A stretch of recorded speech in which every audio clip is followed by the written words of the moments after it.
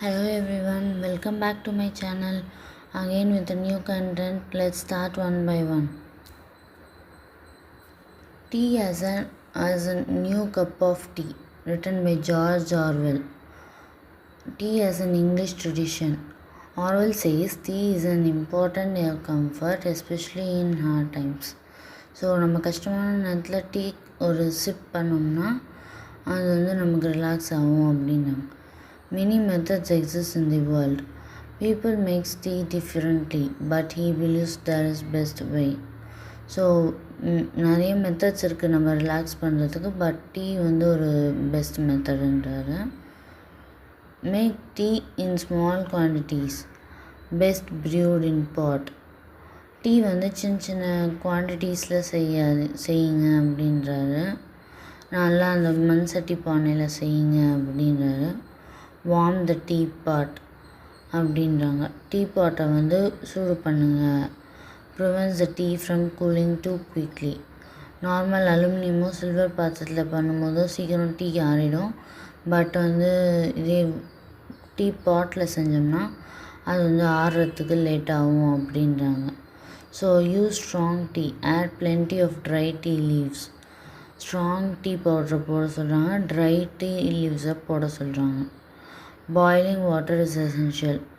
So boiling வாட்டரும் கொதிக்கிற தண்ணியும் முக்கியமான ஒரு தேவை அப்படின்றாங்க. Stir after pouring water ensures proper infusion. So tea leaves, boiling water, both of them are most essential things. Drink from a breakfast cup. White cups improve drinking experience. So white cups நிறைய tea குடிக்க நமக்கு experience கிடைக்கும் அப்படின்றாங்க. So next one, milk goes in after tea, lets you control strength and taste better. So இதில் என்ன சொல்கிறாங்கன்னா, மில்க்குக்கு அப்புறம் tea தான் அப்படின்றாங்க. அது நம்மளை கண்ட்ரோல் பண்ணும், ஸ்ட்ரென்த்தை வந்து கொடுக்கும், டேஸ்ட் வந்து நல்லாயிருக்கும் அப்படின்றாங்க. No sugar. Orwell insists sugar spoils the real taste of tea. So உண்மையான டீ வந்து ரியல் டேஸ்ட் ஆஃப் டீயோட டேஸ்ட்டை வந்து ஸ்பாயில் பண்ணிடும். அதனால் சுகரை வந்து ஆட் பண்ணக்கூடாது அப்படின்றாங்க. புரியுதா மக்களே? அடுத்த பாயிண்ட் போகலாமா? கன்க்ளூஷன்.